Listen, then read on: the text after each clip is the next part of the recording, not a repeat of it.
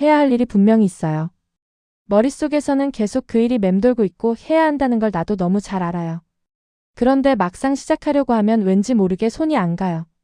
유튜브를 보거나 괜히 핸드폰만 만지작거리거나 냉장고 문을 몇 번씩 열었다 닫았다 하다가 어느새 하루가 끝나버려요. 그러면 어김없이 이런 생각이 따라와요. 나는 왜 이렇게 의지가 없을까?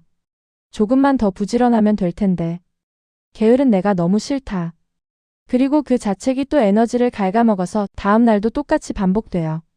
그런데 오늘 이 영상을 다 보고 나면 아마 그 생각이 조금 달라질 거예요. 왜냐하면 그게 게으름이 아닐 수 있거든요. 심리학에서는 이 상태를 행동마비라고 불러요. 해야 한다는 걸 알면서도 몸이 움직이지 않는 상태예요. 그리고 이 행동마비의 가장 큰 원인 중 하나가 바로 완벽주의예요. 언뜻 보면 완벽주의랑 게으름은 정반대인 것 같죠. 완벽주의는 뭔가를 아주 철저하게 빠짐없이 해내려는 성향이고 게으름은 아무것도 안 하려는 것처럼 느껴지니까요. 그래서 많은 사람들이 자신이 완벽주의자라는 걸 알면서도 동시에 자신이 너무 게으르다고 자책해요. 그런데 이 둘은 사실 완전히 연결되어 있어요. 오히려 완벽주의가 강한 사람일수록 아무것도 못하고 멈춰버리는 경우가 훨씬 많아요. 왜 그럴까요? 지금부터 하나씩 풀어볼게요. 완벽주의적인 뇌는 어떤 일을 시작하기 전에 먼저 이런 계산을 해요. 이걸 했을 때 완벽하게 잘 해낼 수 있을까? 결과가 기대에 못 미치면 어떡하지? 남들이 보기에 부족해 보이면 어떡하지? 그 질문들에 대한 답이 확실하지 않으면 뇌는 차라리 시작하지 않는 쪽을 선택해요. 시작하지 않으면 적어도 실패했다는 증거가 남지 않으니까요. 못난 결과물이 세상에 드러나지 않으니까요. 그러니까 아예 시작을 안 하는 게 어떤 의미에서는 완벽주의 뇌 입장에서 가장 안전한 선택이에요. 이걸 심리학에서는 회피성 완벽주의라고 해요. 완벽하게 하고 싶은 마음이 너무 강한 나머지 완벽하지 못할 가능성 자체를 피해버리는 거예요. 결국 행동이 아니라 회피가 남는 거죠. 뇌과학으로 보면 어떨까요? 이건 우리 뇌의 전전두엽이 과도하게 개입하면서 생기는 현상이에요. 전전두엽은 우리 뇌에서 판단하고 계획하고 결과를 예측하는 역할을 해요. 어떤 일을 했을 때 어떤 결과가 생길지, 그게 좋은지 나쁜지를 미리 시뮬레이션하는 곳이에요. 원래는 우리가 더 현명하게 행동하도록 돕는 역할이에요. 그런데 완벽주의 성향이 강한 사람은 이 전전두엽이 너무 열심히 일을 해요. 시작도 하기 전에 결과를 수백 번 시뮬레이션하고 실패 가능성을 과하게 계산하면서 결국 행동 신호 자체를 꺼버려요. 반면 실제로 행동을 일으키는 건 뇌의 선조체라는 부분이에요. 선조체는 도파민을 받아서 지금 움직여도 되라는 신호를 내보내요. 그런데 전전두엽이 너무 강하게 제동을 걸면 선조체가 그 신호를 제대로 내보내지 못해요. 쉽게 말하면 너무 꼼꼼한 내비게이션이 모든 길의 정체를 다 분석하다가 결국 출발 버튼을 못 누르는 것처럼요. 분석은 완벽한데 정작 차는 안 움직이는 거예요. 완벽주의가 만들어내는 또 하나의 함정이 있어요. 바로 미루기예요. 완벽주의자는 종종 이렇게 생각해요. 지금은 준비가 덜 됐어. 좀 더 준비가 되면 그때 시작하자. 지금 컨디션이 별로야. 컨디션이 좋을 때 제대로 하자. 환경이 갖춰지면 그때 하자. 그런데 그 완벽한 타이밍은 영원히 오지 않아요. 왜냐하면 완벽주의 뇌는 어떤 상황에서도 부족한 점을 찾아내거든요. 준비가 90% 됐어도 나머지 10%가 신경 쓰이고 컨디션이 좋아도 뭔가 더 최적의 상태를 기다리게 돼요. 결국 미루기는 게으름이 아니라 완벽한 조건을 기다리는 완벽주의의 또 다른 얼굴이에요.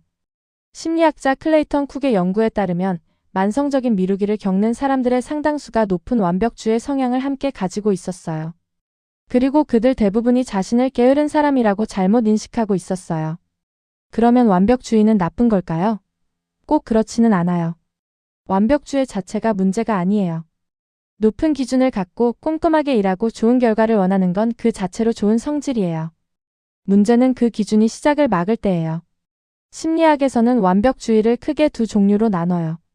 하나는 적응적 완벽주의예요. 높은 기준을 갖되 실수도 배움의 과정으로 받아들이고 완벽하지 않아도 일단 움직이는 성향이에요. 이런 완벽주의는 성취와 성장의 원동력이 돼요. 다른 하나는 부적응적 완벽주의예요. 실수를 절대 용납하지 못하고 완벽하지 않으면 시작 자체를 거부하고 타인의 평가에 극도로 민감한 성향이에요. 이게 바로 행동마비와 게으름처럼 보이는 무기력함을 만드는 원인이에요. 그러니까 오늘 우리가 얘기하는 건 완벽주의 자체를 없애자는 게 아니에요. 완벽주의를 적응적인 방향으로 조금씩 바꿔가는 거예요. 그럼 어떻게 하면 될까요? 첫 번째는 기준을 낮추는 게 아니라 시작의 기준을 낮추는 거예요. 결과의 기준을 낮추라는 게 아니에요. 결과는 여전히 잘하고 싶어도 괜찮아요. 다만 시작하는 기준만큼은 낮춰주는 거예요. 오늘 딱 5분만 해도 돼요. 완성하지 않아도 돼요. 못나도 괜찮아요. 초안은 원래 엉망이어도 돼요. 심리학에서는 이걸 진행 허가라고 해요. 스스로에게 완벽하지 않아도 시작해도 되라는 허가를 내려주는 거예요. 두 번째는 결과 중심에서 과정 중심으로 시선을 옮기는 거예요. 완벽주의 뇌는 항상 결과를 먼저 봐요. 이게 어떤 결과로 이어질까, 남들에게 어떻게 보일까. 그런데 그 시선을 과정으로 옮기면 달라져요. 오늘 내가 10분을 움직였다는 것, 어제보다 한 줄을 더 썼다는 것, 그게 충분히 의미 있는 일이라는 걸 인정해 주는 거예요. 세 번째는 자기 자신에게 조금 덜 엄격해지는 연습이에요.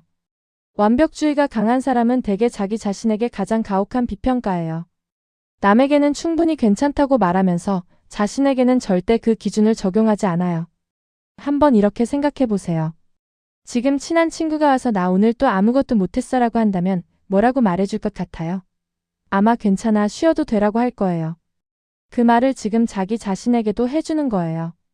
오늘 이 영상을 보면서 아, 내가 게으른 게 아니었구나 하는 생각이 드셨나요? 그 생각이 맞아요. 당신은 게으른 사람이 아니에요. 다만 너무 잘하고 싶어서 시작조차 하지 못했던 거예요. 그게 얼마나 외롭고 지치는 일인지 저는 알아요. 오늘부터는 완벽한 시작 대신 불완전한 시작을 허락해 주세요. 뇌는 완벽한 시작을 원하지만 성장은 언제나 불완전한 시작에서 일어나거든요. 혹시 완벽하게 하려다가 아무것도 못한 경험이 떠오르셨나요? 그 경험을 댓글로 나눠주세요. 당신의 이야기가 지금 같은 자리에서 멈춰있는 누군가에게 작은 용기가 될 수 있어요.